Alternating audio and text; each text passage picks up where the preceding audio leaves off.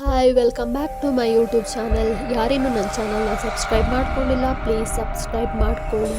ಇವತ್ತು ಏನು ಸ್ಪೆಷಲ್ ಅಂದರೆ ದತ್ತನ ಜಯಂತಿಯನ್ನು ಡಿಸೆಂಬರ್ 14ರಂದು ಆಚರಿಸ್ತಾರೆ. ಚಿಕ್ಕಮಗಳೂರು ದೇವಸ್ಥಾನದಲ್ಲಿ ಪೂಜೆಯನ್ನು ನೆರವೇರಿಸ್ಬಿಟ್ಟು ಇವತ್ತು ದತ್ತ ಜಯಂತಿನ ಅತಿ ವಿಜೃಂಭಣೆಯಿಂದ ಚಿಕ್ಕಮಗಳೂರಿನಲ್ಲಿ ಆಚರಿಸುತ್ತಿದ್ದಾರೆ. ಹಿಂದೂ ಪರಿಷತ್ ಮತ್ತು ಬಜರಂಗಿ ದಳದವರು ಅತಿ ದೊಡ್ಡ ಶೋಭಾಯಾತ್ರೆಯ ಮೂಲಕ ನಗರದ ಕಾಮಧೇನು ಗಣಪತಿ ದೇವಸ್ಥಾನದಲ್ಲಿ ದತ್ತಾತ್ರೇಯನಿಗೆ ವಿಶೇಷ ಪೂಜೆಯನ್ನು ಸಲ್ಲಿಸಲಾಗುತ್ತೆ. 20,000ಕ್ಕೂ ಅಧಿಕ ದತ್ತ ಭಕ್ತರು ಇಲ್ಲಿ ದತ್ತ ಮಾಲೆಯನ್ನು ಹಾಕಿಕೊಂಡು ಇವತ್ತು ಡಿಸೆಂಬರ್ 14ರಂದು ದತ್ತಪೀಠಕ್ಕೆ ಹೋಗ್ಬಿಟ್ಟು ಅಲ್ಲಿ ಮಾಲೆಯನ್ನು ತೆಗಿತಾರೆ.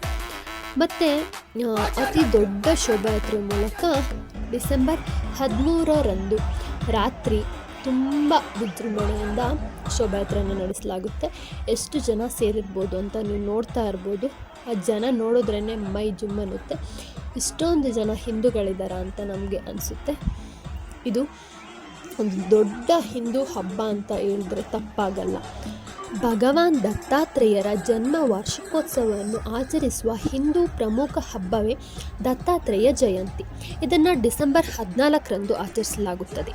ಜೀವನವನ್ನು ಯೋಗ್ಯ ರೀತಿಯಲ್ಲಿ ಸಾಗಿಸುವ ಭಕ್ತರಿಗೆ ಮಾರ್ಗದರ್ಶನ ನೀಡುವವರೇ ದತ್ತಾತ್ರೇಯರು. ಈತರನ್ನು ತ್ರಿಮೂರ್ತಿಗಳ ಅಂಶ ಅಂತ ಕರಿತೀವಿ. ಬ್ರಹ್ಮ, ವಿಷ್ಣು, ಮಹೇಶ್ವರರ ಸಮ್ಮಿಲನವನ್ನು ಇದು ಸಂಕೇತಿಸುತ್ತದೆ. ಸೃಷ್ಟಿಕರ್ತ, ಪೋಷಕ, ವಿನಾಶಕನಾಗಿ ಭಗವಾನ್ ದತ್ತಾತ್ರೇಯರನ್ನು ಜೀವನದ ಸಂಪೂರ್ಣ ಚಕ್ರವನ್ನು ಪ್ರತಿನಿಧಿಸುತ್ತದೆ. ಕೆಲವೊಮ್ಮೆ ಇವರನ್ನು ವಿಷ್ಣುವಿನ ಅವತಾರವೆಂದು ಪೂಜಿಸಲಾಗುತ್ತದೆ. ಈ ದತ್ತ ಜಯಂತಿಯಂದು ಭಕ್ತಿಯಿಂದ ಅವರನ್ನು ನೆನೆಯುವುದರಿಂದ ಮನಸ್ಸಿಗೆ ಶಾಂತಿ ಸಿಗುತ್ತದೆ. ಅಲ್ಲದೆ ಜೀವನದಲ್ಲಿ ಬರುವ ಅಡೆತಡೆಗಳನ್ನು ನಿವಾರಿಸಿಕೊಂಡು ಯಶಸ್ಸನ್ನು ಪಡೆಯಬಹುದು ಅಂತ ನಂಬಲಾಗಿದೆ.